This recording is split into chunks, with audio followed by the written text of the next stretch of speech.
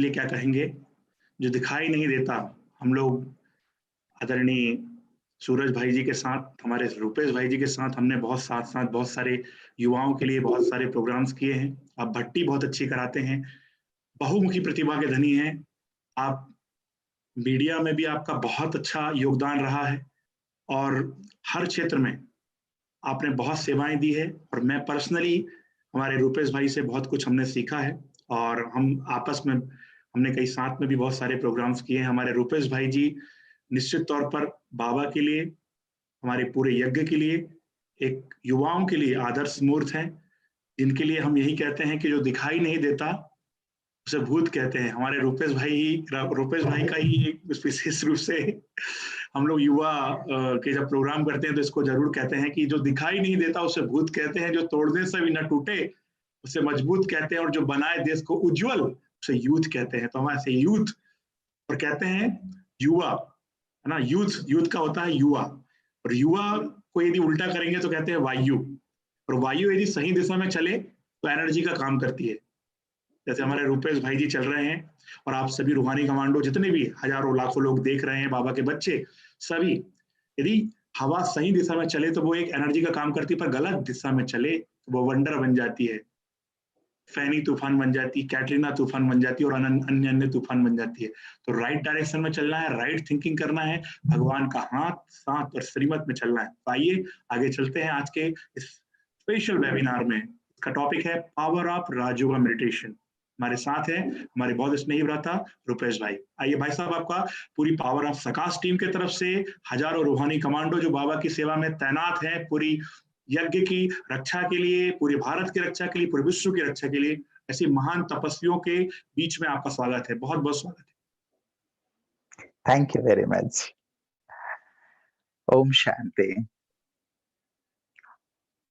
मैं चाहूंगा कि पहले हम योग से शुरुआत करें और बाबा ने लगातार हमें ड्रिल कराई है और ड्रिल बाबा इसलिए कराते हैं हमें। बाबा कहते हैं कि जैसे लौकिक में भी लोग एक्सरसाइज करते हैं तंदुरुस्ती के लिए, वैसे ही आत्मा की तंदुरुस्ती के लिए बहुत जरूरी है कि हम एक्सरसाइज करें, रूहानी ड्रिल करें। तो एक बहुत सुंदर सी ड्रिल जो बाबा कहते हैं कि बच्चे तुम आने और जाने का अभ्यास करो। ये तीनों ही जो लोक हैं, ये तीनों लोक जैसे तुम्हें 3 कमरे की तरह प्रतीत हों। अभी अभी साकार लोक में, अभी अभी सूक्ष्म वतन में और अभी अभी मूल वतन में। तो चलिए हम इस ड्रिल से शुरुआत करते हैं। बाबा ने वैसे भी हमें आकारी और निराकारी बनने की विशेष प्रैक्टिस करने को कहा है। चलिए सभी फरिश्ते पहुंच जाएं सूक्ष्म वतन में प्यारे बाबा के सम्मुख।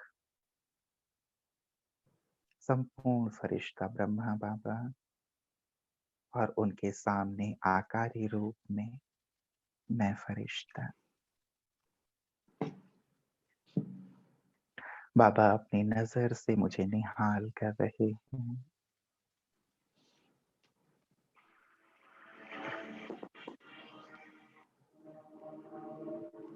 बाबा की शक्तिशाली दृष्टि लेते अब सूक्ष्म शरीर को वहीं छोड़ के निराकारी बन पहुंच जाएं निराकारी लोक में, महाज्योति बाबा के पास, बिल्कुल निराकार। मेरी बीज रूप अवस्था।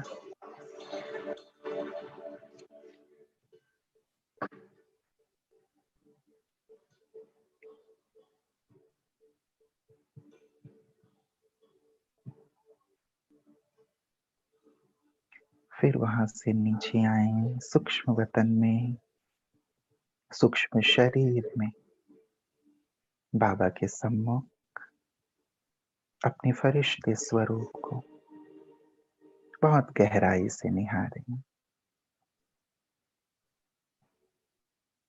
मैं डबल लाइट फरिश्ता,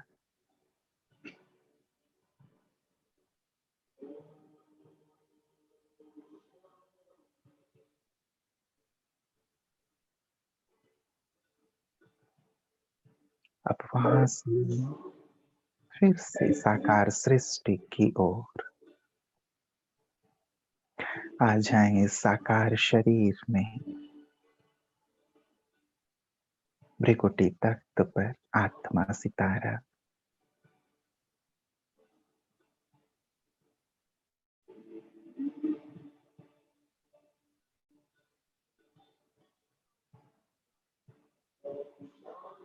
शरीर के अंदर में ज्योति बिंदु बिल्कुल अलग देह से, जैसे शरीर अलग और मैं आत्मा अलग।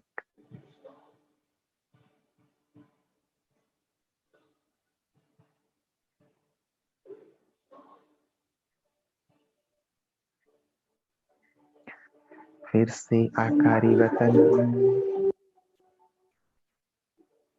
सूक्ष्म वतन में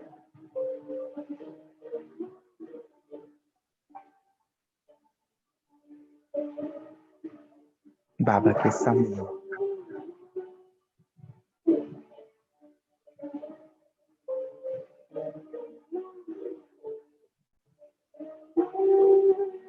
फिर परम धाम बिंदु रूप अवस्था, संपूर्ण निराकारी।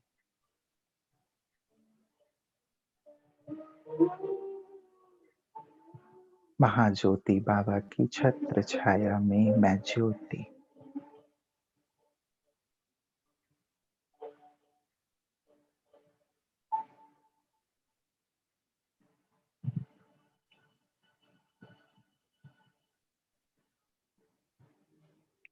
फिर आ जाएं साकार सृष्टि में, साकार देह में भ्रिकुटी तख्त पर।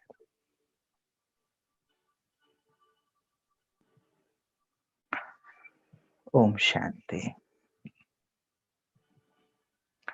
सुंदर ड्रिल है जो हमारे मन को बिल्कुल शांत कर देता है, हमारे वास्तविक स्वरूप में हमें स्थित कर देता है। अब तक तो हम असत्य चीजों के स्वरूप होकर घूम रहे थे, लेकिन जो बाबा ने हमें ज्ञान दिया, ये जो हमारे वास्तविक स्वरूपों का हमें ज्ञान दिया, जब हम इसमें स्थित होते हैं तो सचमुच लगता है कि यही सत्य है और यही अब हमें बन जानना है, जिसको बाबा कहते हैं कि स्वरूप बन जाओ, एम्बॉडीमेंट बन जाओ। एक बार रमेश भाई जी ने पूछा था व्यक्त बाप दादा से कि बाबा आपकी प्रत्यक्षता कब होगी, कैसे होगी? गीता ज्ञानदाता आप हैं, श्री कृष्ण नहीं है, ये बात सारे संसार के लोग कब जानेंगे? बहुत ही प्रेरक सी बात बाबा ने एक लाइन में कही। बाबा ने कहा जिस दिन गीता का ज्ञान तुम्हारे जीवन में उतर जाएगा, जिस दिन तुम गीता ज्ञान के स्वरूप बन जाओगे, उस दिन गीता ज्ञानदाता सारे संसार में स्वतः प्रत्यक्ष हो जाएगा। तो बाबा को प्रत्यक्ष करने की जो हमारी जिम्मेवारी है, उसमें एक बहुत महत्वपूर्ण बात है कि बाबा की शिक्षाओं को हम अपने जीवन में, अपने आचरण में उतार लें, और यही हमारा पुरुषार्थ है। इसी के लिए हमने अपना पूरा जीवन लगा दिया है, लेकिन ये हो क्यों नहीं रहा है? एक बहुत सुंदर सी सत्य कथा याद आ रही है। स्वामी दयानंद सरस्वती जी अपने गुरु से ज्ञान लेकर के काशी गए। उन्होंने खूब सुंदर भाषण किया, बहुत सारे लोग इकट्ठे हुए, खूब तालियां बजाई लोगों ने और सब चले गए। दूसरी जगह गए दयानंद सरस्वती जी, उन्होंने फिर से जबरदस्त भाषण किया, फिर से लोगों ने खूब तालियां बजाई और ताली बजा करके चले गए। तीसरी, चौथी, पांचवी जगह हर बार यही होता था कि लोग भाषण सुनते थे, प्रवचन सुनते थे, बहुत वाह वाह करते थे, लेकिन चले जाते थे, कोई ठहरता नहीं था। अब दयानंद सरस्वती जी ने सोचा कि ऐसा क्यों हो रहा है? जब तक लोग मेरे पास ठहरेंगे नहीं, मेरा शिष्यत्व स्वीकार नहीं करेंगे, तब तक कैसे मैं अपने इस जो मत को लेकर के आया हूं समाज के बीच, उसे आगे बढ़ाऊंगा? लोग तो चाहिए। अपने गुरु के पास पहुंचे, गुरुजी से कहा कि गुरुजी ऐसा क्यों हो रहा है? लोग बहुत वाहवाही तो कर रहे हैं, खूब तालियां पीट रहे हैं, उन्हें बहुत अच्छा लग रहा है, लेकिन कोई भी मेरे पास रुक नहीं रहा है इस ज्ञान को और गहराई से सुनने के लिए, शिष्यत्व स्वीकार करने के लिए, ताकि इस ज्ञान को, इस बात को, इस मार्ग को हम आगे बढ़ा सकें। उनके गुरुजी ने एक बहुत प्रेरक सी बात कही, जो हमारी आज का विषय है। उनके गुरुजी ने कहा कि दयानंद, अभी तक तुमने केवल ज्ञान लिया है, तुमने तपस्या नहीं की है। जब तुम लोगों के दिलों तक पहुंचेगी। अभी तुम केवल ज्ञान दे रहे हो और ज्ञान केवल लोगों के दिमाग तक जा रही है। लोगों के दिलों में वो बात नहीं उतर रही है। जब तुम तपस्या करोगे, साधना करोगे, तो साधना का बल, वो तपस्या का बल तुम्हारी बातों को उनके हृदय तक पहुंचाएगा। दयानंद जी को बात समझ में आ गई। वो हिमालय में गए, उन्होंने कुछ वर्ष साधना की। उसके बाद जब वो आए लोगों के बीच, 5 जुड़े, 10 जुड़े, 15 जुड़े, 50 जुड़े, 100 जुड़े और इस प्रकार आर्य समाज की स्थापना हुई। हम भी बाबा का ज्ञान लेकर के लोगों के बीच जाते हैं, लोगों को सुनाते हैं। लंबे समय से हम सुनाते आ रहे हैं और सुनाना हमारा फर्ज है, कर्तव्य है। जो बाबा ने दिया है वो सबको देना है। लेकिन वो बातें लोगों के दिलों में उतर जाए, उनका जीवन परिवर्तित हो जाए, उसके लिए साधना। साधना से ही बाबा का ज्ञान हमारे जीवन में भी उतरेगा। इसीलिए बाबा ने ये क्रम दिया है, ज्ञान, योग, उसके बाद धारणा और फिर सेवा ऑटोमेटिक होती चली जाती है। और जब वही चीज़ धारणा लोग हमारे जीवन में देखेंगे, वो जो तपस्या का बल हमारे पास होगा, हमारी वाणी में जो जौहर होगा, उस जौहर से, उस तीर से लोग घायल होंगे। इसीलिए बाबा ने हम लोगों को इतना अच्छा वक़्त दिया है लॉकडाउन का।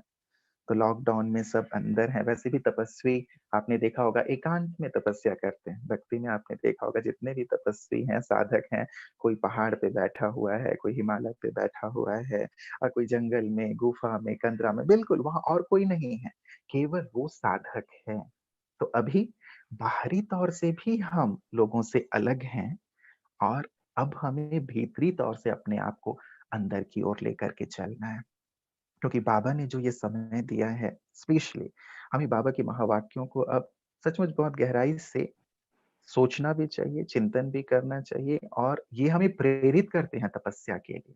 फॉर एग्ज़ाम्पल बहुत सारी बातें हैं, आप सब बाबा की मुरली सुनते रहते हैं, जानते हैं। कुछ बातें मैं आपके सम्मुख रखना चाहूँगा। बाबा ने कहा, तुम्हारे जीवन में जितनी भी समस्याएँ हैं, उन सब का एक ही कारण है, लूज़ कनेक्शन।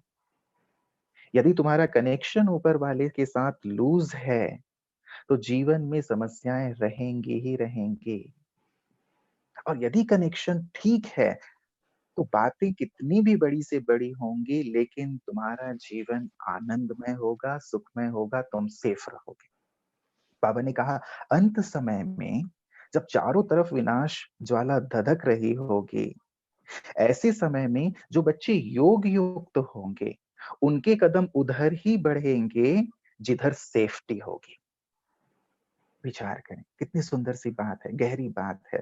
चारों तरफ हाहाकार हो रहा हो, भूकंप आ रहा हो, ये हो रहा हो, वो हो रहा हो, ऐसे में हम विचलित ना हो जाएँ।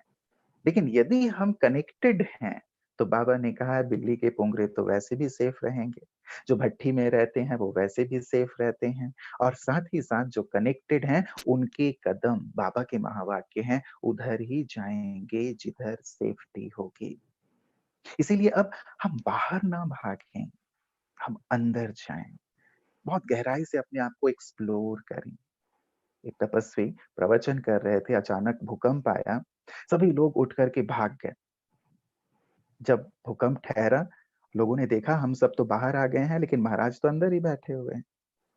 जब वापस आए, उन्होंने पूछा, "महाराज भूकंप इतने ज़ोर से आया, हम सब तो भाग खड़े हुए, आप आप क्यों नहीं भागे?" तो महाराज ने कहा, "भागा तो मैं भी। तुम लोग बाहर भागे, मैं भीतर भागा। अभी की समस्याओं में लोग भाग रहे हैं, विचारों से भाग रहे हैं, बहुत बाहर भाग रहे हैं, क्या होगा, कैसे होगा, ये होगा, वो होगा। लेकिन हम भीतर भागें। यदि आप बाहर नहीं जा सकते, तो भीतर तो जा ही सकते हैं, राइट?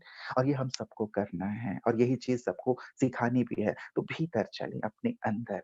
अंदर ही वास्तव में हम लोगों को वही शक्ति जो बाबा चाहते हैं, वो श्रृंगार जो बाबा चाहते हैं, वो श्रृंगार हम सब कर पाएँगे। दूसरी बात तपस्या के लिए बाबा ने ये कही है कि तुम ब्राह्मणों का मुख्य कर्तव्य ही है, अंडरलाइन है, इन पर विचार कीजिएगा, बाबा के ही महावाक्य हैं। तुम ब्राह्मणों का मुख्य कर्तव्य है ज्ञान सूर्य से शक्तियों की किरणें लेकर के सारे संसार को देना। इसके अलावा तुम अन्य जो सेवाएं कर रहे हो वो निमित्त मात्र है। कितनी गहरी बात। तुम ब्राह्मणों का मुख्य कर्तव्य है ज्ञान सूर्य से शांति की, शक्ति की, पवित्रता की, सुख की, आनंद की किरणें लेकर के सारे संसार को देना। इसके अलावा तुम अन्य जो सेवाएं कर रहे हो निमित्त मात्र है। करना है, बिजी रहना है, उसके लिए तो हमें करना ही होगा। लेकिन अब एक उस वक्त आ गया है हमारे पास जबकि यही सेवा है जिसकी सचमुच सारे संसार को आवश्यकता है, तो हमें ये करना है। और इसलिए इस तपस्या की बहुत ज्यादा जरूरत है। इसकी महत्ता क्या है, हम सब लंबी चौड़ी लिस्ट निकाल सकते हैं, लेकिन फिर भी कुछ बातें जो ध्यान में मैं देना चाहूंगा। बाबा ने कहा एक बहुत महत्वपूर्ण सी बात, हम ये तो सुनते रहते हैं कि योग से तुम्हारा विकर्म विनाश होगा, तपस्या से विकर्म विनाश होंगे। लेकिन एक बार जब साकार में मम्मा बाबा थे, तब एक बहन, वो भी यज्ञ में थी, लेकिन उतना ज्यादा ज्ञान योग सेवाओं में रुचि नहीं थी। संदेशी एक बार वतन में गई, ऊपर से बाबा ने संदेश दिया कि इस बच्ची के पास 10 दिन का बस समय है। अब बच्ची ने ना ज्ञान योग किया है ना सेवा की है, तो जमा का खाता बच्ची का नहीं है। 10 दिन में बोलो जितना कर सके जमा कर ले, क्योंकि उसके बाद उसे देह त्यागना है। अब संदेश नीचे आई, संदेश दिया गया। अब संदेश जब उन्हें दिया गया तो 10 दिन का वक्त है।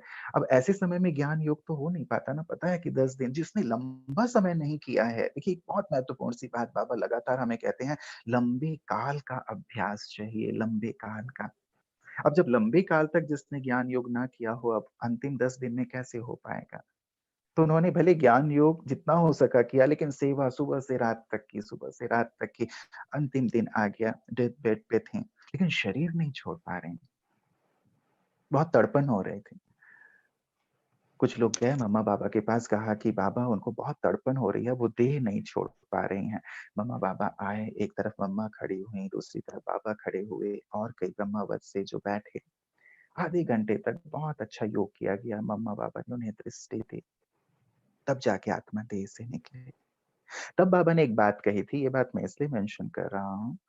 तब बाबा ने एक बात कही थी कि बच्चे अभी तो तुम केवल अपने विकर्मों को विनाश करने के लिए तपस्या करते हो, योग करते हो। एक समय ऐसा आएगा, आगे आने वाले समय में तुम्हें अपने योग से औरों के विकर्मों को नष्ट करना होगा। इतनी तपस्या की एनर्जी, बल हम लोगों को जमा करना है, और ये हमें ही करना होगा, क्योंकि बाबा लास्ट मुरली में हम लोगों को कह आए हैं कि जब तक तुम सबको मुक्ति नहीं दे देते, जब तक सभी दुखों से मुक्त नहीं हो जाते, तब तक तुम भी मुक्ति धाम नहीं जा सकते। तो ये हमारा बड़ा कर्तव्य है। इसीलिए इस तपस्या के समय को, ये जो वक्त हमें बाबा ने दिया है, इतनी डीप साधना में लगाएं कि जो बाबा चाहते हैं कि बच्चे केवल अपने लिए नहीं, अब तक हम लोगों ने अपने लिए किया, अब हम बड़े हो गए हैं, बाबा के बड़े बच्चे बन गए हैं। भले हम 2 साल से हैं, 4 साल से, 5 साल से हैं, वो महत्व नहीं रखता। लेकिन अब अपने आप को हम इस रूप में देखें कि हम बाबा के बड़े बच्चे हैं, बाबा के राइट हैंड हैं। और जो पुकार लोग बाबा से कर रहे हैं, वही पुकार हमारे लिए है, क्योंकि बाबा के हम राइट हैंड्स हैं, बाबा के हम इंस्ट्रूमेंट्स हैं, और बाबा को हमारे द्वारा ही कराना है। तो ये बहुत महत्वपूर्ण सी बात है, जिन पर आप सभी विचार ज़रूर कीजिएगा। दूसरी बात, बाबा हमेशा कहते हैं कि तपस्या इसलिए बहुत आवश्यक है, क्योंकि तपस्या से ही हम कर्मेंद्रिय जीत बनेंगे, स्वराज्य अधिकारी बनेंगे। और जब तक हम कर्मेंद्रिय जीत नहीं बने हैं, तब तक हम स्वराज्य अधिकारी नहीं बने हैं, तब तक विश्व राज्य अधिकारी बनने वाली बात ही नहीं रहती है। और कई बार हम ये सोचते हैं कि बाबा हम अंत में जाकर के अपनी कर्मेंद्रियों को जीत लेंगे। तो बाबा ने इसके लिए भी कहा है, गहरी सी बात है, हमें अंडरलाइन करके ये बात रखनी चाहिए। बाबा ने कहा है जितने लंबे काल का अभ्यास होगा, जितने लंबे काल के स्वराज्य अधिकारी होंगे, उतने ही लंबे काल के विश्व राज्य अधिकारी बनेंगे। अब यदि अंत में हम स्वराज्य अधिकारी बनेंगे, कर्मेंद्रिय जीत बनेंगे, तो फिर राज्य भी हमें अंत में ही मिलेगा, त्रेता के अंत में मिलेगा। हम चाहते हैं कि हमें शुरुआत में ही सब कुछ मिले, तो लंबे काल का स्वराज्य अधिकारी, लंबे काल की कर्मेंद्रिय जीत। और बाबा ने ये बात बिल्कुल स्पष्ट कर दी है, बिना योग बल के, बिना तपस्या के तुम अपने कर्मेंद्रियों को नहीं जीत सकते। साधु सन्यासी तो जड़ी-बूटी खा कर के अपनी कर्मेंद्रियों को वश में कर लेते हैं। लेकिन तुम्हें जड़ी-बूटी खाने की ज़रूरत नहीं है, तुम्हें योग बल से ये कार्य करना है। तो मेरी आँखें यदि अभी भी मुझे धोखा दे रही हैं, मेरे कान अभी भी धोखा दे देते हैं, जिह्वा अभी धोखा दे देती है, हमें सोचना है, एकदम अंत में आ पहुँचे हैं हम सब। ये जो अभी का बाहर का वातावरण है, शुरुआत है, लेकिन इशारा है हम सबके लिए कि हम क्या कर रहे हैं। जो इतने बड़े-बड़े कर्तव्य बाबा हमसे कराना चाहते हैं, जिसके लिए भगवान ने लाखों करोड़ों आत्माओं के बीच से हमें चुना है, क्या हम वही कर रहे हैं? क्या हमने अपनी कर्मेंद्रियों को जीत लिया है? देखिए, हर एक को अपने आप को देखकर पूछने की आवश्यकता है। कोई दूसरा इशारा दे भी, बाबा तो हमें इशारा देते ही हैं, दूसरा भी देखता है हमारी कमियों को, लेकिन इशारा दे तो हमें अच्छा नहीं लगता। लेकिन तपस्या करके हमें खुद ही अपनी कर्मेंद्रियों को साधना है, ये हमारे लिए बहुत महत्वपूर्ण सी बात है। तीसरा, तपस्या इसलिए भी जो हम मैजिक की बात कर रहे हैं, राजयोग के पावर की बात कर रहे हैं, वो ये है कि राजयोग से ही, तपस्या से ही हमें सर्व सिद्धियाँ मिलनी हैं। सर्व सिद्धियाँ। अभी भी कुछ आत्माओं को आप देखते होंगे जिन्हें वाचा की सिद्धि है, संकल्प की, दादी जानकी जी को सिद्धि, हमारी दादी तो सर्व सिद्धि स्वरूप हो गई थीं। लेकिन एक सिद्धि हम सबने देखा कि उनका एक संकल्प कि बस मेरे अंत में किसी प्रकार का यज्ञ का खर्च ना हो। आप सबने देखा कि संसार की हालत ऐसी बन गई, एक अष्टरतन महान आत्मा जो महान साधिका थीं, संकल्प की सिद्धि, मेरे अंत समय में एक कौड़ी भी खर्च ना हो। परिस्थितियाँ ऐसी बनी कि सचमुच कोई खर्च नहीं हुआ। इतनी सादगी से दादी ने विदाई लिया जो हम सबके लिए प्रेरक है, लेकिन ये भी प्रेरणा लेने वाली बात, क्या ऐसी सिद्धि हमारे पास भी आ गई है? साधना से आएगी। दादी की तपस्या, गहन तपस्या, उनकी तपस्वी स्वरूप को हम सब जानते हैं। तपस्या के लिए लगन को हम सब जानते हैं। बाबा के लिए डेडिकेशन को हम सब जानते हैं। काल पर विजय प्राप्त कर चुकी थी ना वो। 3-4 बार ऐसे अवसर आए जबकि बिल्कुल काल नज़दीक आया और उन्हें प्रणाम करके चला गया। कैसे? काल पर विजय, ये भी एक सिद्धि है। तो आने वाले समय में जो स्थितियाँ हैं, बाबा के कुछ महावाक्य सर्कुलेट हो रहे हैं, आप सबने भी देखे होंगे। 81 की मुरली में, 79 की मुरली में बाबा ने ये कहा, बच्चे ऐसी-ऐसी बीमारियाँ आएँगी कि डॉक्टर्स के पास भी इलाज नहीं होगा, ना ही वैज्ञानिक कुछ चीज़ें निकाल पाएँगे। और ये इसलिए होगा ड्रामा में क्योंकि अभी तो उनके मन में ये है कि हम सब कुछ कर सकते हैं, विज्ञान सब कुछ है। जब उनके हाथ से ये नहीं होगा, तब उनकी नज़र कहीं और जाएगी कि नहीं, हमसे भी बड़ा कोई है। नज़र कहाँ जाएगी आपको लगता है? निराकार को तो देख नहीं पाएँगे ना। तो पहली नज़र हम पर आएगी और हमारे द्वारा फिर ऊपर जाएगी। तो हम पर जब नज़र आए, तो क्या हम इतने तैयार हैं कि सचमुच उन्हें वो अलौकिकता, वो दिव्यता, वो डिविनिटी और वो तपस्वी स्वरूप दिखाई दे? ये हम सबको पूछना है। जैसे बाबा से लगातार कुछ लोग पूछते रहते हैं ना कि बाबा आप विनाश कब होगा? पर्दा कब खोलोगे? पर्दा कब खोलोगे? बाबा ने एक बार संदेशी को दिखाया कि चलो भाई मैं पर्दा खोल देता हूँ, तुम लोग इतना रिक्वेस्ट कर रहे हो तो। अब सामने हज़ारों भक्त खड़े हुए हैं, बाबा ने पर्दा खोल दिया, अब अंदर हमारी स्थिति क्या है? हाँ? हम सब तैयार हो रहे हैं ना, अभी तो तैयार हुए नहीं हैं। तो किसी की आँखें थोड़ी-सी टिमटिमा रही हैं, किसी के कान हिल रहे हैं, किसी का नाक हिल रहा है, किसी का हाथ हिल रहा है, किसी के पैर हिल रहे हैं, कोई कपड़ा पहन रहा है, अधूरे आधे-अधूरे कपड़े पहने हुए हैं। अब जब बाबा ने पर्दा खोल दिया, सामने सभी भक्त आत्माएँ सबने देखना शुरू किया। बाबा ने कहा, "देखो ये हैं तुम्हारे इष्ट देव-देवी।" तो लोगों ने क्या कहा? कि नहीं, नहीं, नहीं, प्रभु ये हमारे इष्ट देव-देवी नहीं है। हमारे इष्ट देव-देवी तो कितने संपन्न हैं, संपूर्ण हैं, कितने अलौकिक हैं, कितने डिवाइन हैं। ये तो हिल-डुल रहे हैं। हाँ, इनकी आँखें हिल रही हैं, कान हिल रहे हैं, हाथ हिल रहे हैं। सी लोग, अब वक़्त ये आ रहा है जब हमारी ओर नज़र आएगी, तपस्या ही हमारा श्रृंगार करने वाली है। तपस्या ही हमें सभी अवगुणों से मुक्त करने वाली है। बाबा हमेशा कहते हैं एक व्हाइट चादर पे यदि छोटा-सा भी दाग होता है वो दिखाई देता है। अब हम देखें, हम पूरे व्हाइट चादर बन गए हैं, कोई छोटा-मोटा स्पॉट है तो नहीं। और है तो ये तपस्या, ये लॉकडाउन हमारे लिए वरदान है। दादियों को वक़्त मिला था 14 वर्ष का, हमें भी ये वक़्त मिला है 14 दिन हो, 21 दिन हो, जितना भी दिन है हमारे पास, हम बहुत गहराई से साधना कर लें, अपने योग के चार्ट को ज़्यादा से ज़्यादा बढ़ाएँ। और ये भी एक बहुत महत्वपूर्ण सी बात है तपस्या में, इस पर भी गौर कीजिएगा कि भगवान मुझे यूज़ कर लें। यदि मेरा फ़ोन एंगेज है, जैसे अभी भी मैं यहाँ एंगेज हूँ आप लोगों के साथ मैं बात कर रहा हूँ, फ़ोन कॉल्स आ रहे हैं, 2-3 आए, मैंने कट किए, राइट? यदि मेरा फ़ोन कहीं एंगेज है, तो दूसरा व्यक्ति यदि मुझसे संपर्क करना चाहता है, तो वो संपर्क नहीं कर पाएगा। अब यदि मैं अपने मन बुद्धि से इस दुनिया में एंगेज हूँ, बातों में एंगेज हूँ, पुरानी चीज़ें तेरी में, मेरी में, छोटी-बड़ी, पास्ट, फ्यूचर इन सब में यदि मैं एंगेज हूँ, तो बाबा मुझे यूज़ नहीं कर पाएँगे। ये तपस्या इसलिए ज़रूरी है कि मैं इतना फ्री हो जाऊँ कि बाबा ये जीवन आपका, मैं आपका और अभी सचमुच ऐसी बाबा से आप सबको भी प्रेरणा आती होगी, पावर ऑफ सकाश के आप रूहानी कमांडोज़ हैं, हमारे सभी ब्राह्मण कुलभूषण भाई-बहनें जहाँ से भी जुड़े हुए हैं, आप सब ये अनुभव करते होंगे कि बाबा से ये सुंदर प्रेरणा आ रही है कि बच्चे अभी मुझे तुम्हारी ज़रूरत है, सबसे ज़्यादा ज़रूरत। क्योंकि लोग भक्त आत्माएँ भी उन्हें पुकार रहे हैं, दुखी आत्माएँ भी पुकार रही हैं, संसार की हर आत्मा कहीं न कहीं अपने दिल के अंतर से उन्हें पुकार रही है कि प्रभु कुछ करो इस संसार का, हमारी हमारी जो लाइफ़ है, ज़िंदगी है, फिर से उसी पटरी पे आ जाए, हम फिर से सब एक साथ मिल पाएँ, फिर से सब कुछ वही खुशहाली से भरा हो जाए। आप महसूस कर रहे होंगे हर एक के दिल की आवाज़ है।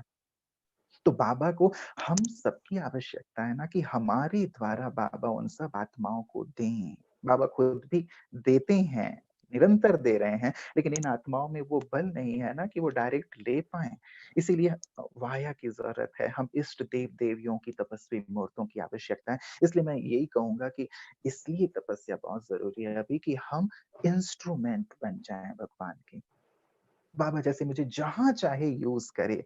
कोई बहुत पुकार रहा है भक्त आत्माएँ, बाबा हमें वहाँ पहुँचा के उनकी मनोकामना पूर्ण कर दे। कोई बहुत तकलीफ़ में है, करा रहा है, बाबा हमारे द्वारा उन आत्माओं को वो वाइब्रेशंस दे दे। यदि हम फ्री होंगे, तो बाबा हमसे ये कार्य करा पाएँगे। तो करन करावनहार बाबा को कराने दें। हमने बहुत कर लिया, राइट? बहुत कर लिया। और मैं हमेशा एक चीज़ अपने लिए सोचता हूँ, वो 2 चीज़ें आपके साथ शेयर करूँगा। एक ये कि पूरा कल्प मेरे लिए है। मैं जैसा चाहूँ वैसा करूँगा। जहाँ जाऊँ घूमना है, फिरना है, खाना है, पीना है, जो भी करना है मेरे हाथ में है। मैं मालिक हूँ। मैं अपने अनुसार करूँगा। लेकिन अभी का जो ये समय है, मैं भगवान को अपने आप को पूरी तरह अर्पित करता हूँ। कि बाबा आपको जैसा कराना है, जो कराना है, इस आत्मा को जिन गुणों से, शक्तियों से श्रृंगारना है, आप श्रृंगारो। जैसे मूर्तिकार के आगे कोई पत्थर समर्पित हो जाता है ना, हम भी जैसे समर्पित हो जाएँ बाबा के आगे मन बुद्धि से कि बाबा आपको जैसा श्रृंगारना है, जैसा बनाना है, जो करना है, आप करो। जितना हम बाबा के सामने बैठे रहेंगे, बाबा का एक सुंदर महावाक्य है कि जो याद में रहते हैं, वो जैसे मेरे सम्मुख रहते हैं। तो हम बाबा के सम्मुख रहें और सचमुच अपने आप को श्रृंगारते चलें। चलिए 9:30 बज गया है, हम बाबा के सम्मुख पहुँच जाते हैं और सम्मुख पहुँच कर के देखें कि बाबा मुझे क्या कह रहे हैं, बाबा की क्या मेरे लिए प्रेरणा है, क्या आशा है। बाबा की उस प्रेरणा और आशा को कैच भी करेंगे, दृष्टि लेंगे, शक्ति भरेंगे, पहुँच जाएँ सम्मुख बाबा के।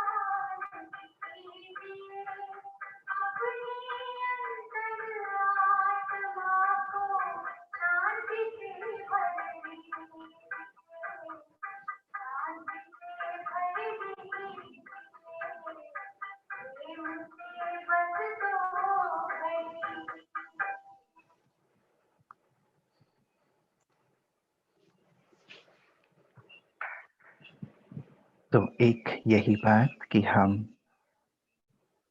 ज़्यादा से ज़्यादा अपने आप को बाबा के आगे समर्पित करके रखें। सारे कल्प तो हम अपने लिए जिएँगे, लेकिन अभी बाबा के लिए जिएँ, उसकी आशाओं के लिए, उसके महान कर्तव्य को पूर्ण करने के लिए। और दूसरी बात मुझे ख़्याल आता है कि सारे कल्प तो हम इसी साकार सृष्टि में रहेंगे। सतयुग में भी, त्रेता में भी, द्वापर में भी, कलयुग में भी।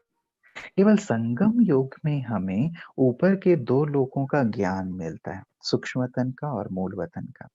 तो क्यों ना अब रहे हुए समय में हम ऊपर रहना शुरू कर दें। सूक्ष्मतन में बाबा के पास, परम धाम में अपने निराकार बाबा के पास। बाबा ने 12-12 बार प्रैक्टिस करने को कहा है, क्योंकि हम लोग ऊपर नहीं रह पाते, लेकिन इतनी हमारी प्रैक्टिस हो जाए, एक मानसिकता बना लें कि ऊपर रहें बाबा के पास। देखें कितना आनंद आता है।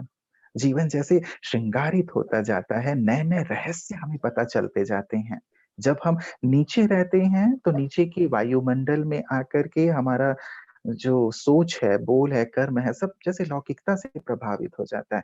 जब ऊपर रहेंगे और ऊपर से जैसे बाबा आते हैं, कर्तव्य करते हैं, चले जाते हैं, अब क्यों ना इस प्रैक्टिस को हम ज़्यादा से ज़्यादा बढ़ाएँ, मैं अपने बाबा के पास रहूँ। लेकिन इस तपस्या को बहुत गहराई से अपने जीवन में लाने के लिए, अपनी तपस्या को बढ़ाने के लिए 4 पीस मैं ज़रूर आपके साथ शेयर करूँगा। आप चिंतन कीजिएगा, फिर आप अपने प्रश्न रखिएगा जो हों। फर्स्ट पी है प्यार, प्यार। जिससे प्यार होता है ना, आदमी उसके साथ 24 घंटे बिताता है और जिसे प्यार नहीं होता तो वो उससे दूर भागता है। और प्यार यदि बिखरा हुआ है तो उन सबके पास जाता है वो। हाँ, इससे भी प्यार है तो यहाँ भी जाएगा, यहाँ भी जाएगा, यहाँ भी जाएगा, यहाँ भी जाएगा। मेरा प्यार 100% एक से है, 100%। और यदि एक से है तो बार-बार वो मुझे खींचता रहेगा, बार-बार मुझे उनकी याद आती रहेगी। जिसको बाबा ने कहा जहाँ मोहब्बत है, वहाँ मेहनत नहीं है। और यदि मुझे मेहनत करनी पड़ती है याद के लिए, ऊपर जाने के लिए, तो मुझे देखना है कि मोहब्बत कहीं और तो नहीं है, रगें कहीं और तो नहीं जुड़ी हुई हैं। अपने आप को निकाल के बार-बार जोड़ें इस महत्ता के साथ कि बाबा अभी थोड़े समय के लिए हमारे पास हैं। एक बार बाबा ऊपर चले गए तो फिर तो जो जितना ले पाया है उतना ही ले पाएगा। ये समय है लूटने का, भरपूर होने का, भगवान से मिलन मनाने का। हे आत्मन तू अभी बस उसके साथ रह, उसे ही देख, उससे ही बातें कर, उससे ही सुन। निरंतर जैसे मैं उसके साथ रहूँ, प्रैक्टिस करते-करते ये हो जाएगा। प्यार और प्यार बढ़ता है जब हम उनसे प्राप्तियाँ जो हुई हैं, जो उन्होंने हम पे उपकार किए हैं, उन्हें हम याद करते हैं। और साथ ही जितना निराकारी बनते हैं, उतना भी हमारा प्यार बढ़ता चलता है। लंबा विषय है, लेकिन आप इस पर विचार ज़रूर कीजिएगा। दूसरी पी है पवित्रता। हमारी पवित्रता जितनी अच्छी से अच्छी है, निरंतर जैसे वो पवित्रता का सागर हमें खींचता है। इसीलिए अपनी पवित्रता को हम बहुत सुंदर मजबूत करते जाएँ, उसे स्ट्रॉन्ग करते जाएँ। बाबा ने कहा प्यूरिटी ही पर्सनैलिटी है, प्यूरिटी ही तुम्हारी पब्लिसिटी है, प्यूरिटी से ही सारे संसार की दृष्टि तुम्हारी ओर आएगी। और पवित्रता का सागर भी तुम्हें तभी खींचता है जब पवित्रता तुम्हारे जीवन में है। अपनी पवित्रता को अंडरलाइन। बाबा ने संडे की भी मुरली चलाई है, एक बार फिर पढ़िएगा। 4 प्रकार की बाबा ने कामनाएँ कही थी। सूक्ष्म रूप से बाबा ने इसकी बहुत गहरी व्याख्या की है संपूर्ण पवित्रता के ऊपर भी। बाबा ने कहा है देह को देखना भी अपवित्रता है, व्यर्थ संकल्प आना भी अपवित्रता है। इतनी सूक्ष्म व्याख्या है। लेकिन एक चीज़ ज़रूर ध्यान रखिए, कई बार जब हम इतनी सूक्ष्म व्याख्या सुनते हैं बाबा की तो कई बार दिल शिकस्त हो जाते हैं। कि हमारे पास तो ऐसी सूक्ष्मता नहीं है, अभी तो हम मोटे-मोटे लेवल पे ही हैं। दिल शिकस्त होने की बात नहीं है। बाबा इसलिए हमें कहते हैं ताकि हम उस ऊँचाई तक पहुँचे, लक्ष्य तो देना ही होता है ना। तो आज मैं जहाँ पे भी हूँ, मैं अभी स्टार्ट करता हूँ और मैं वहाँ तक पहुँचूँगा। हमें ऐसा लक्ष्य लेकर के चलना चाहिए ताकि हम अपनी पवित्रता को बहुत मजबूत कर सकें। जगदीश भाई जी सुनाया करते थे, जब कुमार उनसे पूछा करते थे कि बाबा भाई साहब क्या करें?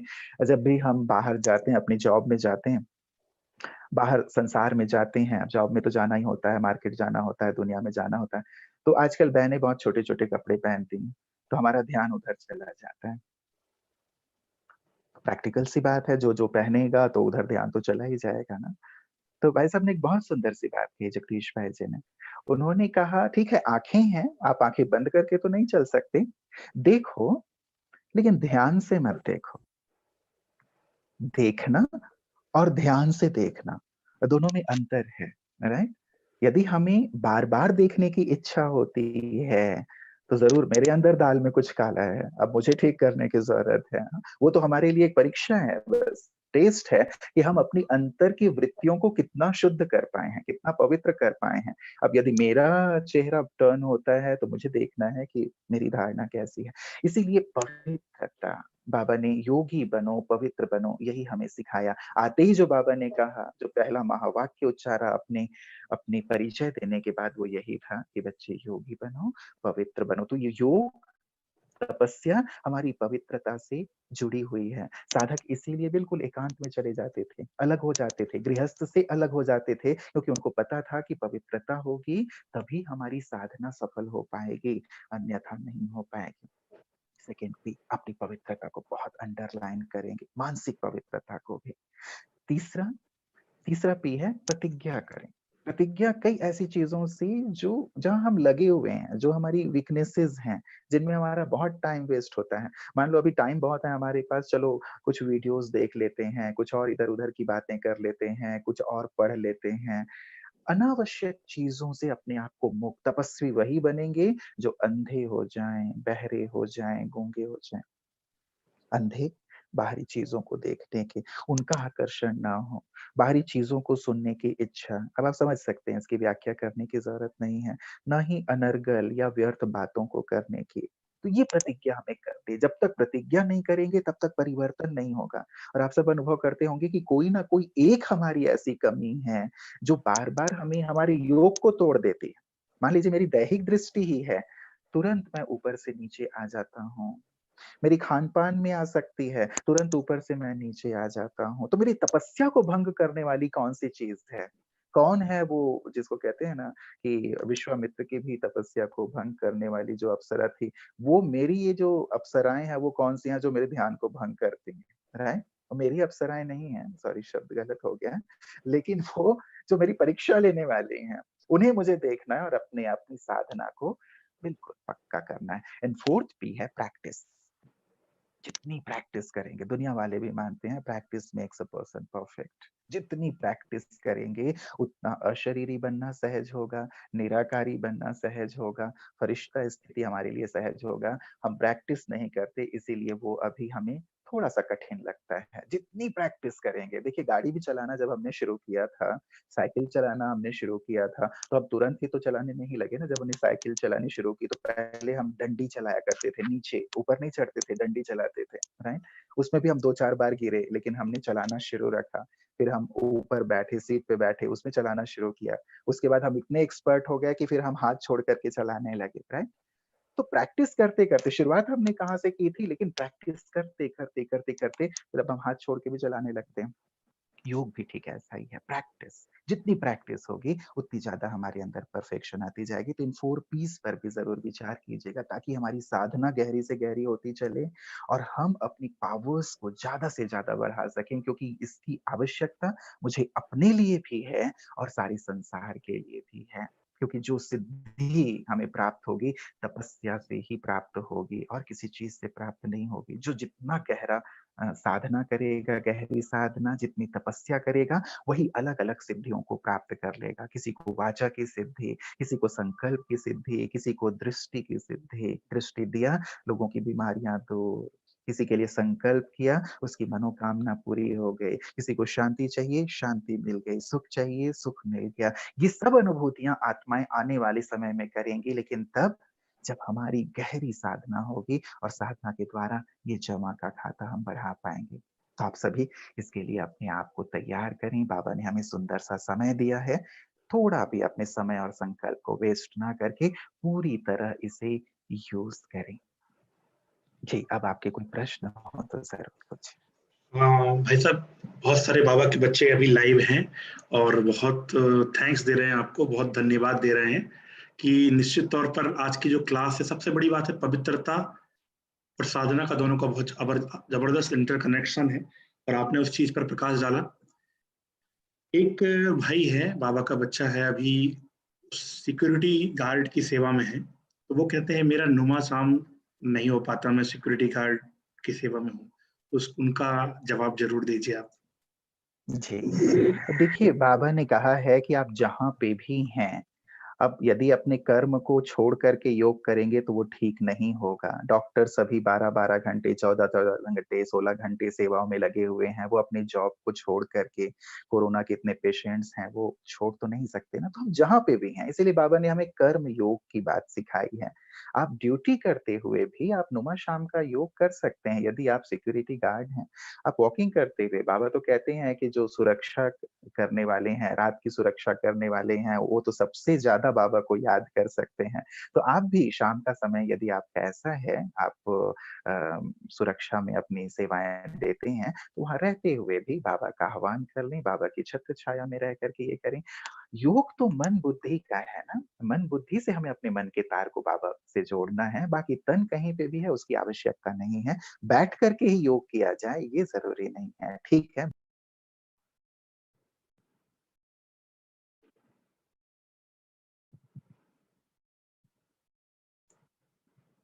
आप वहां से म्यूट हुआ है।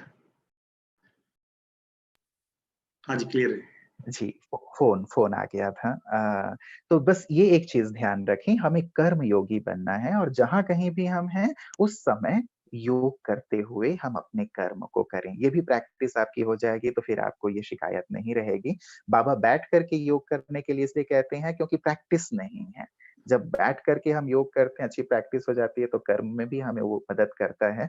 और यदि किसी पर्टिकुलर टाइम पे हम नहीं कर पा रहे हैं नुमा शाम के समय, तो हम अपनी ड्यूटी के दरमियान भी योग साधना कर सकते हैं, योग के सुंदर अभ्यास कर सकते हैं। रुपेश भाई, ब्राह्मण जीवन में हमारे पुरुषार्थ में सबसे बड़ा जो विघन है, आलस्य, अलवेलापन, कल कर लेंगे, परसों कर लेंगे। तो जो फॉरवर्ड करते हैं कल कल, वो पुरुषार्थ में बहुत बड़ी बाधा करता है। उसके लिए निवारण के लिए कुछ टिप्स बताएं। बाबा का एक महावाक्य जो मुझे व्यक्तिगत रूप से बहुत प्रेरित करता है और हम सबको मदद करेगा कि अभी नहीं तो कभी नहीं। जो भी करना है मुझे आज अभी इसी वक्त करना है। ये हम अपनी जीवन की एक सुंदर सी धारणा बना लें और कुछ दिनों तक यदि ये करेंगे तो ये आपकी आदत में आ जाएगा। देखिए, आदत की तो बात है ना, एक आदत सी बन गई है, संस्कार बन गया है कि नहीं कल कर लेंगे, तो पोस्टपोनिंग नेचर हमारी आदत बन गई। ये भी तो हमने बनाई ना।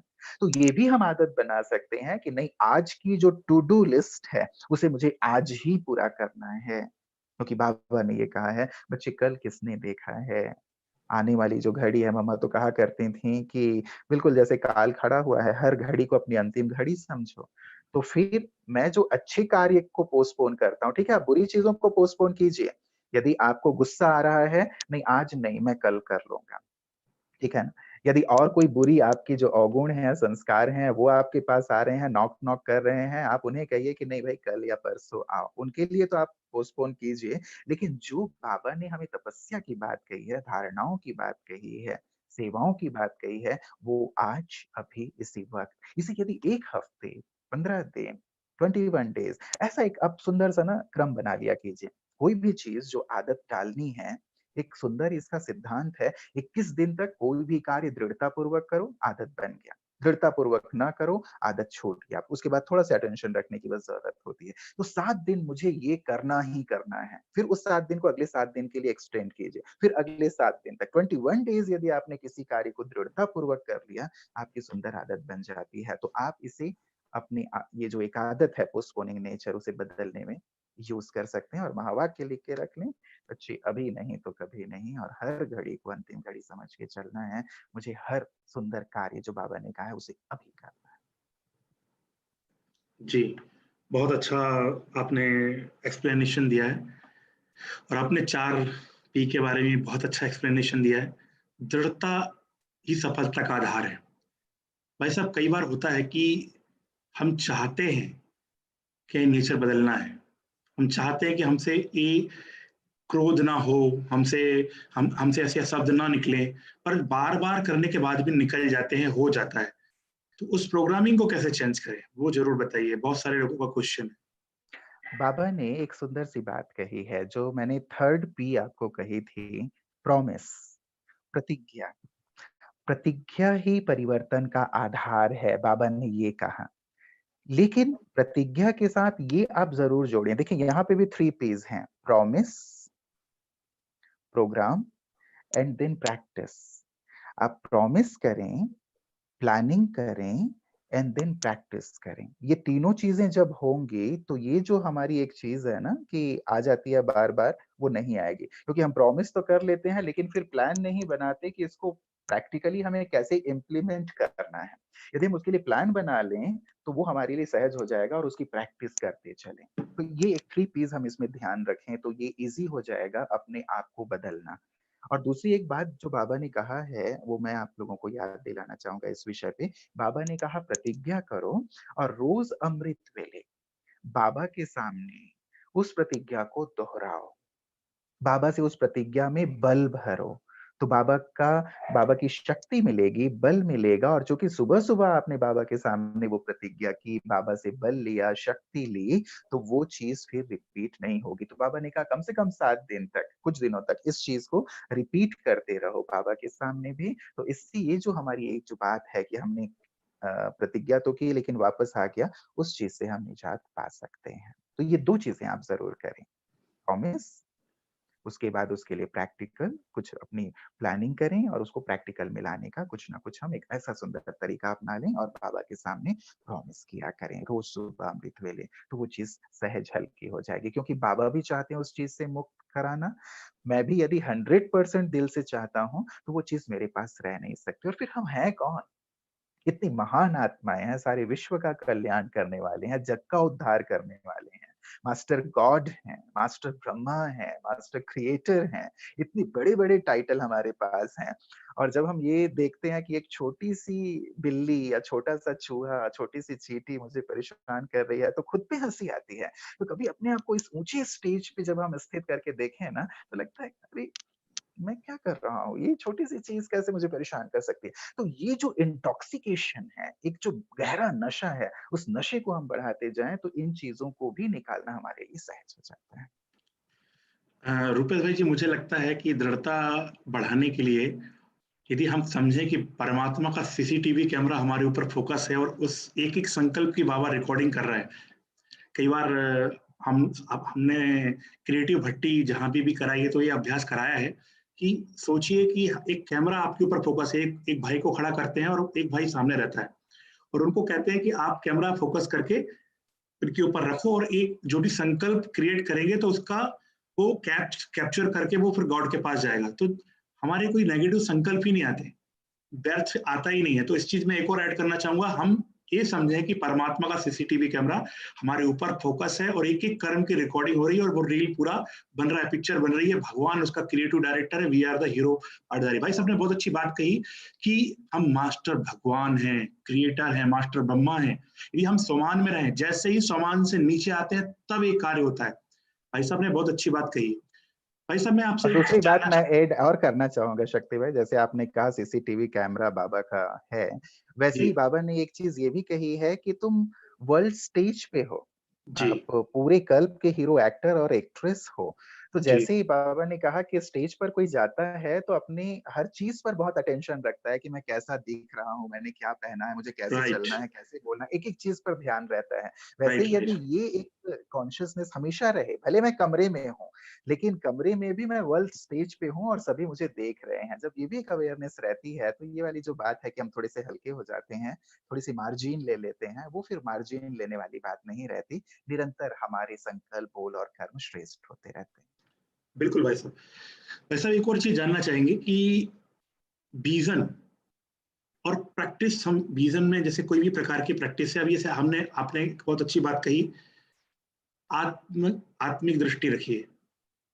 आपने कहा कि इसकी प्रैक्टिस करिए, पर आत्माओं के पास, बाबा के कई बच्चों के पास विजन नहीं रह पाता, बस वो सिर्फ एक चैंटिंग करते रहते हैं, एक रट्टा लगाते रहते हैं कि मैं आत्मा हूँ, मुझे आत्मा समझना है, आत्मा समझना। वो एक विजन नहीं रह पाता। तो क्या पर्टिकुलर विजन रखें, क्या प्रैक्टिस करें और क्या हमारी बुद्धि में विजन होना चाहिए, वो थोड़ा एक्सप्लेनेशन करिए आत्मिक दृष्टि के लिए, जो परफेक्ट हो जाए सबका।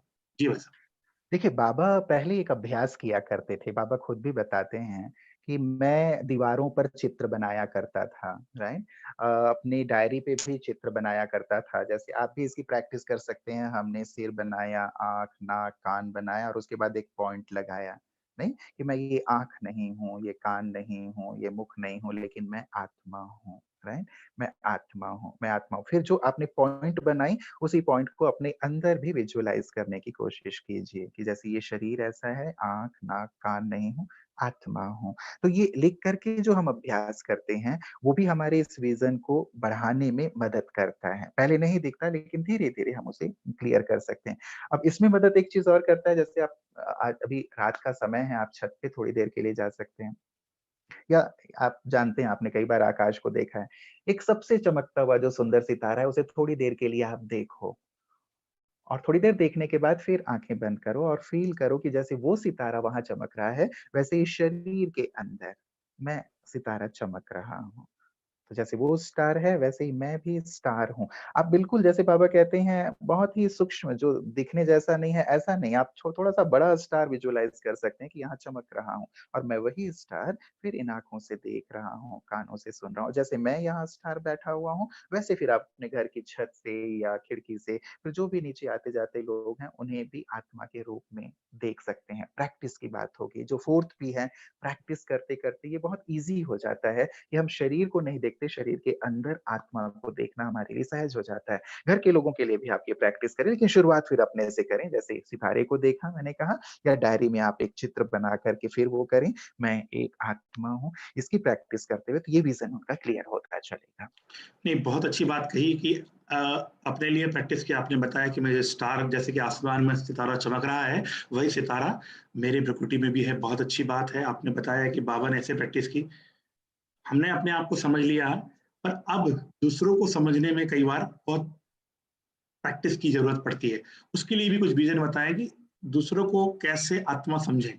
जी, वो तो है ही आत्मा, अब समझने की तो बात नहीं है। विज़न अ, विज़न विज़न यही, जैसे मैंने कहा कि जितना ना देखिए सेल्फ से हर चीज़ की शुरुआत होती है। जी, यदि आपको सेल्फ का विज़न बिल्कुल सुंदर और क्लियर है, वैसे ही सामने वालों को देखना भी आपके लिए ईज़ी हो जाएगा, लेकिन पहले दिखाई नहीं देगा। देखिए यदि हम ये जी, सोचते बिल्कुल। हैं कि मुझे एकदम साफ-साफ चमकता हुआ दिखाई दे, वो नहीं होता। जी, पहले वही तो हमें वही वही प्रॉब्लम है, जब नहीं देता है दिखाई तो फिर हम लोग फ्रस्ट्रेटेड हो जाते हैं और छोड़ देते हैं वो प्रैक्टिस, नहीं, उसी नहीं, चीज़ के बाद। हमें बुद्धि रूपी नेत्र से ये देखना है, ज्ञान से तो हम समझते ही हैं, लेकिन बुद्धि राइट, रूपी नेत्र से भी देखने का अभ्यास करना और जब तक बुद्धि रूपी नेत्र को भी इन्वॉल्व नहीं कर पा रहे हैं, तब तक भी ये चिंतन तो रहे जैसे बाबा हमेशा कहते हैं कि देखो जैसे हम ऊपर से आए थे, यहाँ सभी एक्टर्स हैं, सभी आत्माएँ अपना-अपना पार्ट प्ले कर रहे हैं, कोई स्त्री के देह में है, कोई पुरुष के देह में है, कोई बच्चे के देह में है, कोई काला है, कोई गोरा है, लेकिन हैं सभी आत्माएँ और अपना-अपना रोल प्ले कर रहे हैं। अब हम सबको वापस जाना है, जैसे हम सब आत्मा ऊपर भी फ्लाई कर रहे हैं। ऊपर से आई थी, देह धारण किया था, हम सब ने पार्ट प्ले किया, कर रहे हैं, फिर हम सबको वापस आत्मा बन के जाना है। तो ये जितनी प्रैक्टिस होगी ना इस चीज़ की, तो विज़न क्लियर होता जाएगा। तो मैं कह रहा हूँ कि पहले ज्ञान के आधार पे हम अभ्यास करें, फिर अपने बुद्धि रूपी नेत्र को भी धीरे से उसमें इन्वॉल्व करें और जब ये दोनों एक साथ आएँगे और प्रैक्टिस होती चलेगी, तो फिर ये जो एक कॉन्शसनेस है, सोल कॉन्शियस स्टेज वाली बात है, वो ईज़ी हो जाएगी हमारे लिए उसमें रहना और दूसरों को देखना। पहले ज्ञान के आधार पर प्रैक्टिस करें, फिर बुद्धि से देखें, देन वो हमारे संस्कारों में आ जाएगी। स्वरूप बहुत में ही आ जाएगा। प्रैक्टिकल, बहुत ही लॉजिकल आपने उत्तर दिया, बहुत ही रियली ये सबके ज़हन में, सबके सबकॉन्शियस माइंड में उतर जाएगा। सबकॉन्शियस माइंड की प्रोग्रामिंग कैसे करें? सबकॉन्शियस माइंड के लिए हम संकल्प कैसे पहुँचाएँ कि वो हमारा संस्कार बन जाए? इसके ऊपर ये प्रकाश डालिए। जी। देखिए, बाबा ने तो वैसे हम लोगों को जो तरीका बताया है, वही सबसे बेस्ट है। हमें पहले अपने आप को बिल्कुल ही कूल, काम और बाहरी वातावरण से बिल्कुल अलग कर लेना होता है और अलग कर के जैसे ही हम अपने आप पे फ़ोकस करते हैं, जब मन हमारा शांत होता चलता है, अपनी आत्मिक स्थिति में हम स्थित होते चलते हैं, उसके बाद फिर हम अपने अंदर जो भी हम डालना चाहते हैं, जो भी संस्कार बनाना चाहते हैं, आदतें बनाना चाहते हैं, बातें डालना चाहते हैं, वो फिर अपने सबकॉन्शियस को हम देना शुरू करें। और आप ज़्यादा बेहतर तरीके से इस चीज़ को एक्सप्लेन करते होंगे अपने सभी साथियों को क्योंकि आपका ये सब्जेक्ट है।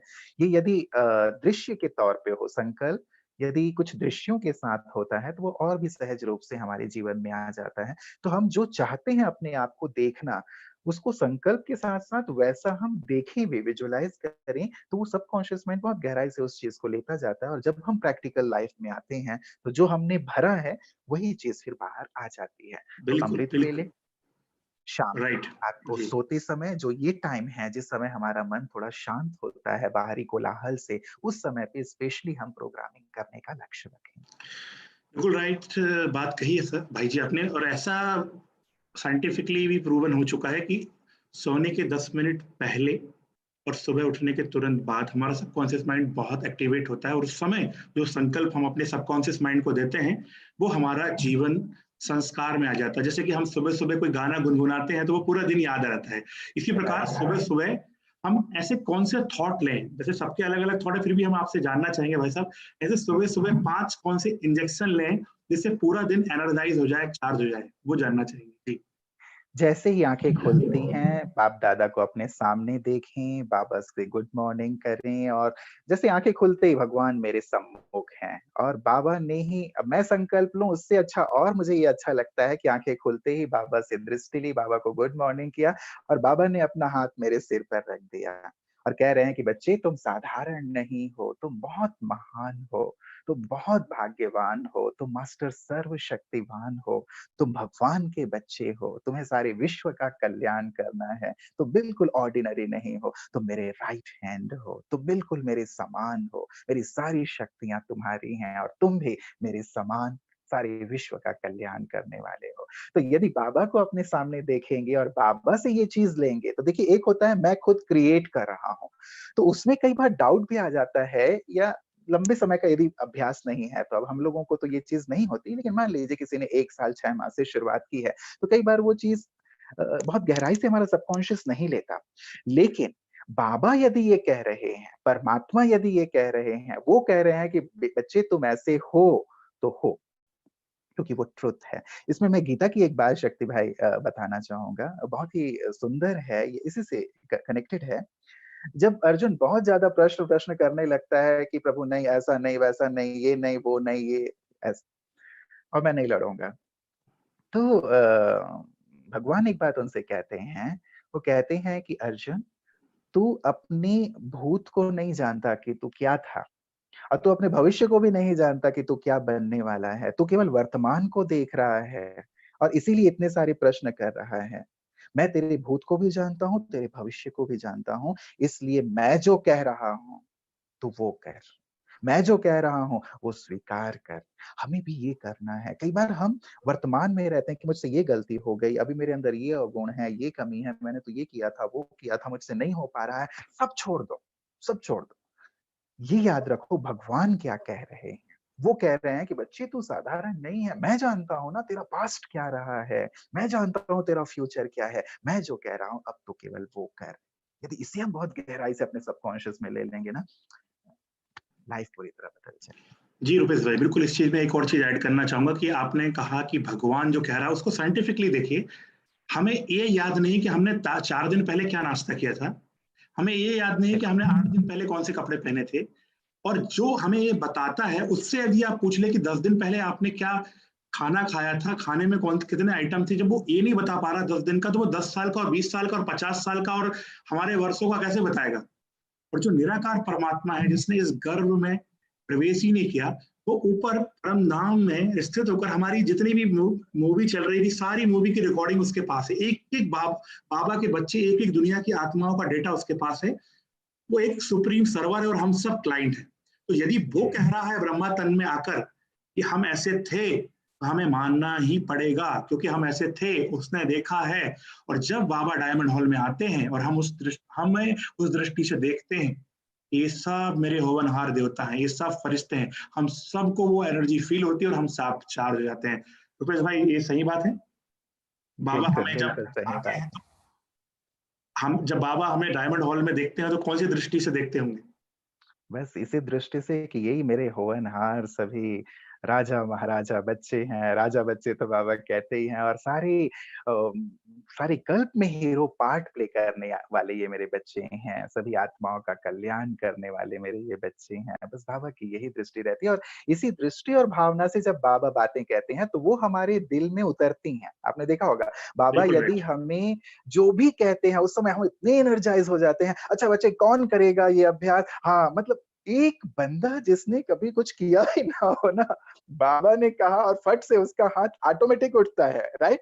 तो ये वो शक्ति है, क्योंकि उनमें वो प्यार, वो भावना और वो सत्यता के साथ वो कहते हैं कि नहीं, ये तुम हो और तुम कर सकते हो। जब ये फीलिंग रहती है तो वो पावर कार्य करती है, और उसी चीज को जब हम वहां वो फील करते हैं, उसी चीज को क्यों ना रोज अमृत वेले, शाम को, रात को, दिन में कई बार हम उसी फीलिंग में आ जाएं, तो फिर वो जो हमारा उमंग, उत्साह है, शक्ति है, जिस दृढ़ता की आप बात कर रहे हैं, वो सारी चीजें हमारे लिए बहुत नेचुरल हो जाएंगी।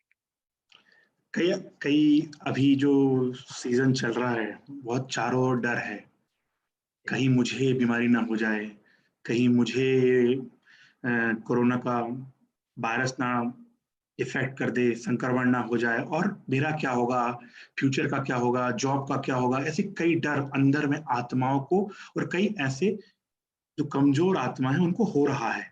तो उसके लिए बचने के लिए, उस संकल्पों से, उस नेगेटिव थॉट से बचने के लिए क्या युक्ति है, क्या सामान लें, क्या प्रैक्टिस करें? जी। बाबा ने कहा है, तुम भाग्य विधाता के बच्चे हो। और जैसे एक बाप अपने बच्चे का कितना सुंदर से सुंदर भाग्य लिखेगा ना, जब एक लौकिक बाप की भी बात हो कि यदि उसके हाथ में कलम हो अपने बच्चे का भाग्य और भविष्य लिखने का, तो कितना सुंदर से सुंदर लिखेगा। हमारा भगवान ही बाप है, तो वो भाग्य विधाता बाप हमारा भविष्य कितना सुंदर से सुंदर बनाएगा। इस निश्चय की जरूरत है। बाबा ने ये कह दिया है कि संसार का कुछ हो भले हो, लेकिन मेरे बच्चों को दाल रोटी जरूर मिलनी है। तो ये कितनी बड़ी गारंटी बाबा ने हमें दे दी है, राइट? तो दाल रोटी तो केवल कहने की बात है, लेकिन हमारा भविष्य हर रूप में उनके हाथों में सुरक्षित है। हम भाग्य विधाता के बच्चे हैं, भगवान के बच्चे हैं, इसीलिए हम निश्चिंत रहें। हमारा भविष्य बहुत सुंदर से सुंदर है। ये नशा और ये निश्चय जितना गहरा होगा, उतना ज्यादा ही हमारा भविष्य सिक्योर रहेगा और हम इन चीजों से मुक्त रहेंगे। बात रही कि भाई ये जो जर्म्स हैं, वायरस हैं, वो कहीं हमें भी ना हो जाएँ। देखिए, सावधानी, बाहरी सावधानी लगातार सरकार, प्रशासन सब दे रही है, वो सब तो हमें रखना ही है। लेकिन एक चीज़, यदि मैं अपने आप को ओरे में रखता हूँ, सर्वशक्तिवान बाबा की छत्र छाया में मैं हूँ, उसके ओरे में हूँ, जैसे कंबाइंड हूँ उनके साथ, इसकी फीलिंग जितनी अच्छी रहेगी, वायरस कितना भी भारी से भारी हो। मैंने शुरू में एक बात कही थी, वो बात इससे भी जुड़ी हुई है कि यदि तुम योग करोगे तो तुम्हारे कदम उधर ही जाएंगे जहाँ सुरक्षा होगी। भूकंप के लिए बाबा ने कही। वैसे यदि हम योग युक्त रहेंगे तो वायरस आएगा, लेकिन हमारे पास से आकर के दूर हो जाएगा। जैसे हमारे चारों तरफ एक आभा मंडल बना हुआ हो। जैसे आपने देखा होगा, अभी रामायण सीरियल चल रहा है, वो तीर आते हैं और उसके बाद वो रिटर्न हो जाते हैं, राइट? ये आभा मंडल से टकरा करके महाभारत में भी ये दिखाया गया है। तो यदि हम कनेक्टेड हैं, हमारे चारों तरफ एक ओरा है, तो किसी भी प्रकार का नेगेटिव इफेक्ट, चाहे वो वायरस के रूप में है, चाहे थॉट्स के रूप में है, चाहे अन्य नेगेटिविटी के रूप में। शायद रूपेश भाई से भी कनेक्शन कट गया है, डज़न्ट मैटर। अभी मैं फिर से जोड़ने की प्रयास करते हैं। रूपेश भाई आप सुन पा रहे हैं? जी। जी, जी, रूपेश भाई, कनेक्शन थोड़ा कम हो गया था। तो रूपेश भाई जी ने बहुत अच्छी बात कही प्रैक्टिकल रूप में और आप भाई साहब वीडियो ऑन करेंगे? मेरे ख्याल से वीडियो तो शायद ऑन है, लेकिन हो सकता है डेटा शायद इसका पूरा हो गया हो, मुझे ऐसा लगता है। ऑडियो ऑडियो में ही कोई बात नहीं। सो हाँ, हाँ जी। जी, तो हम सभी जितने भी बाबा के बच्चे हैं, उन सबके तरफ से, पावर ऑफ सकाश टीम की तरफ से और जितने भी बाबा के बच्चे अभी देख रहे हैं लाइव, उन सब के तरफ से हमारे आदरणीय, हमारे प्यारे, हम सबको योग से कमेंट्री, नई-नई कमेंट्री से भरपूर करने वाले और पावर ऑफ सकाश टीम के जितने भी फरिश्तों को हम रोज़ हमारे रूपेश भाई स्पेशल कमेंट्री रिकॉर्ड करके देते हैं और हम सब उसकी प्रैक्टिस करते हैं। तो हमारी पूरी टीम की तरफ से, बाबा की रूहानी कमांडो की तरफ से, बाबा के सभी बच्चों की तरफ से, हमारे रूपेश भाई जी का बहुत-बहुत स्वागत है, स्वागत है, स्वागत है। रूपेश भाई सुन पा रहे हैं?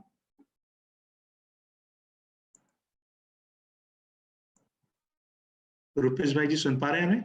जी, जी, जी, जी। बस रुपेश अभी भाई आया। लास्ट में 5 हाँ, मिनट आप पावरफुल मेडिटेशन कराएं ताकि सभी बाबा के बच्चे इतने चार्ज हो जाएं।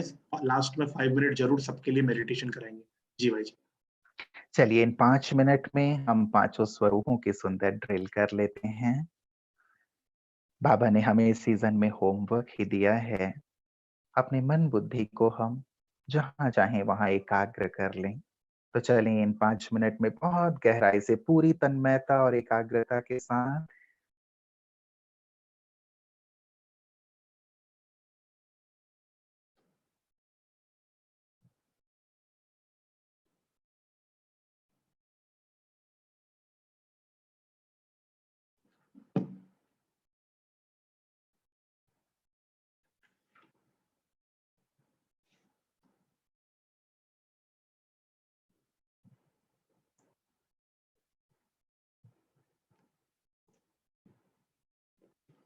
जी रुपेश भाई जी, सुन पा रहे हैं?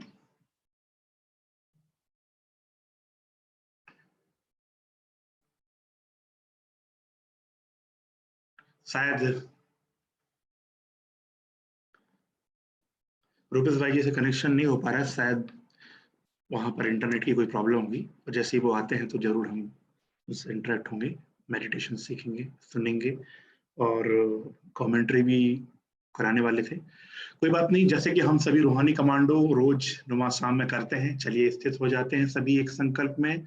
कोई कमेंट, कोई चैट नहीं, बिल्कुल साइलेंट, बुद्धि को समेट लें।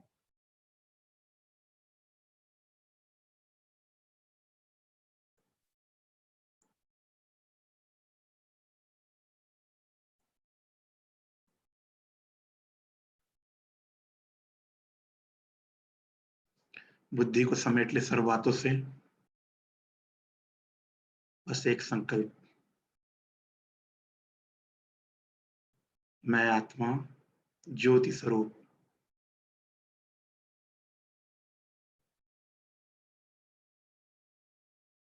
सिर का हिस्सा ज्योति का,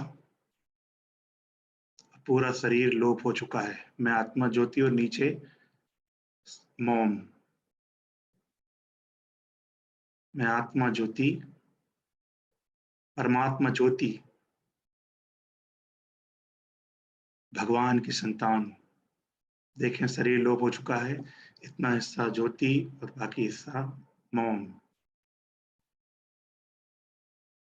सब आत्मा ज्योति बन जाए, परमात्मा ज्योति की संतान।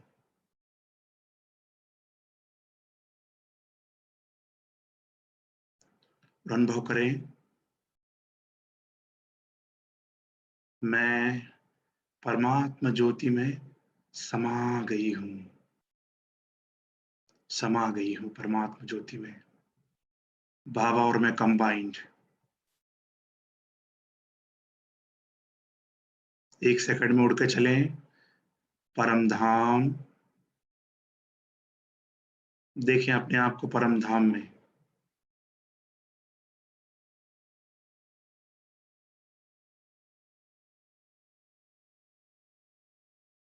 देखें बुद्धि रूपी नेत्र के द्वारा अपने आप को परम धाम में देखें।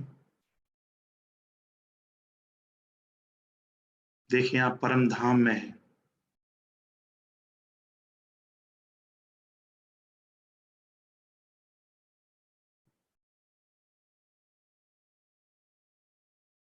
बाबा के साथ सबसे ऊपर बाबा, मैं उनके बिल्कुल पास में बैठा हुआ। हजारों आत्माएं हैं, सभी रूहानी कमांडो ज्योति स्वरूप में।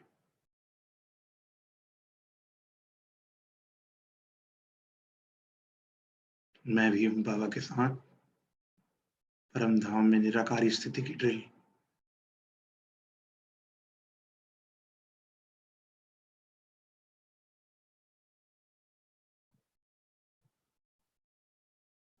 बाबा में समा जाएं कंबाइंड स्थिति में। बस एक बाप दूसरा न कोई, एक बाप दूसरा न कोई।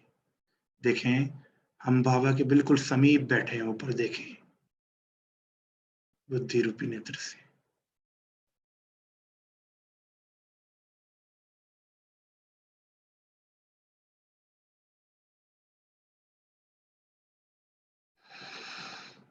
अब अनुभव करें, मैं सूक्ष्म वतन में हूं।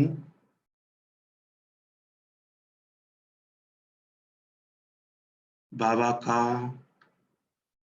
वरदानी हस्त मेरे सिर पर, और बाबा एक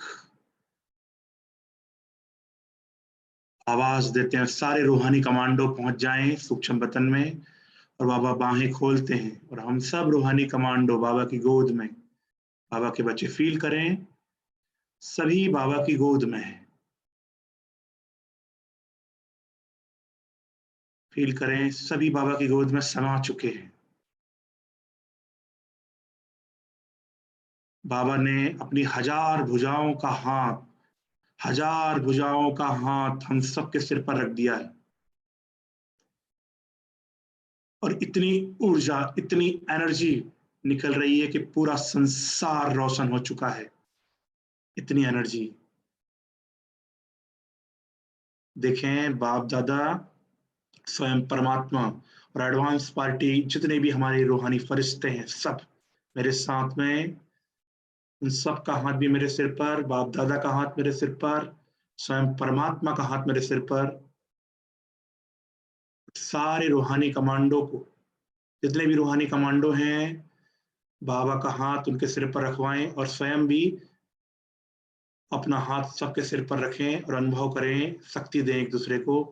सब एक सेकंड में बाबा के इस कमरे में, जिस स्टूडियो में आ जाएं, सभी अनुभव करें, भगवान का हाथ सिर पर, सभी एक दूसरे के सिर पर रखें और अनुभव करें कि भगवान की जो शक्ति आ रही है हम पर हाथों से, सबके लाइट के शरीर में जा रही है। अगले 5 मिनट तक सिर्फ एक संकल्प, लाइव फील करेंगे, सबको फील होगा, जो भी लाइव अभी देख रहे हैं सबको फील होगा।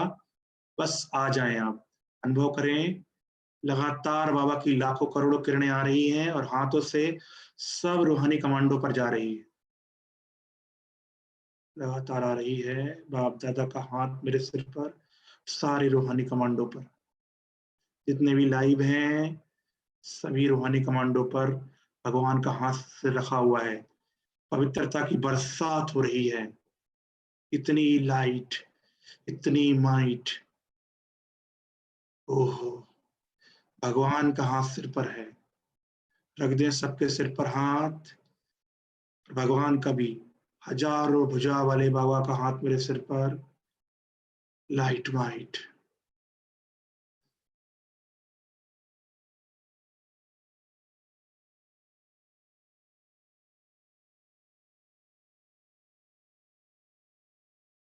फील करें, बाबा से, परम धाम से लाखों करोड़ों किरणें आ रही हैं और हजार भुजा वाला बाबा का हाथ मेरे सिर पर है। सभी रूहानी कमांडो का भी रख दें अपना हाथ, सभी रूहानी कमांडो एक दूसरे के ऊपर, सिर पर, बाबा की शक्तियों को लेकर प्रसारित करें। बाबा इस शक्तिशाली बन जाएं। बाबा 16,108 बाबा के ऐसे रूहानी कमांडो तैयार हो जाएं, जो नियमित रूप से रोज लाइव सकाश दें, पूरे विश्व की सेवा में तत्पर हो जाएं। आह्वान करें उन 16,108 फरिश्तों का, जो 4-5 दिन के अंदर तैयार हो, और हम सब मिलकर सकाश दें पूरे विश्व को। जो भी छुपी गुप्त पुरुषार्थी सब आत्माएं आए और जुड़े इस महान सेवा से। आह्वान करें उन सभी आत्माओं का। हजारों करोड़ों किरणें पड़ रही है, भगवान का हाथ सिर पर, सबके सिर पर, कहीं पर भी हो, कोई भी देश में हो। एनर्जी 1 सेकंड में ट्रेवल करती है, 1 सेकंड में, और गॉड की एनर्जी तो 1 सेकंड में ट्रेवल करती है, माइक्रो नैनो सेकंड। सबके सिर पर भगवान का हाथ है, सबके चारों ओर एक सुरक्षा कवच बना हुआ है। देखें, सबके बाबा का हाथ जैसे सिर पर रखा है, सबके चारों ओर एक सुरक्षा कवच,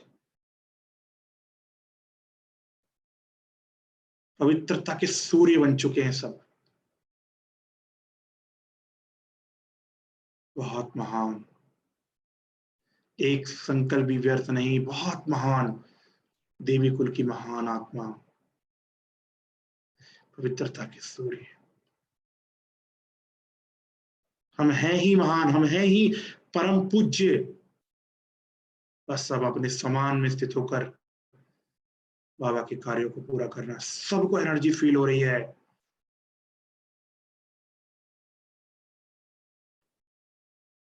इसी नशे में, इसी रूहानी खुमारी में बाबा के साथ कंबाइन रहो।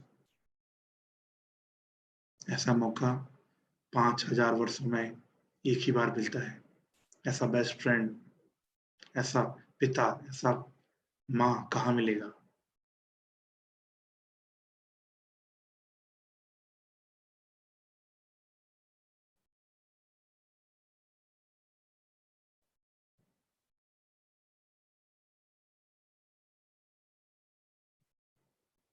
शांति। बाबा की याद में गुड नाइट करेंगे। जो भी आज के अनुभव हुए वो जरूर शेयर करिए। 16,108 आत्माएं, बाबा के बच्चे ऐसे तैयार, सबको हेल्प करनी है। ऐसे कुछ योगी आत्माएं हैं तो उनको जोड़ना है, ताकि ऐसी एक बाबा की टीम बने, ऐसी आर्मी बने जो कहीं भी 1 सेकंड में पहुंच जाए और निश्चित तौर पर सबको साक्षात परमात्मा की शक्तियों का अनुभव हो। अब वो समय नहीं है कि वाचा के द्वारा कोर्स कराएं, लेक्चर करें, नहीं। अब समय है वृत्ति के साथ सेवा करना, प्रकंपनों के साथ सेवा करना। सकाश से प्रकाश होगा।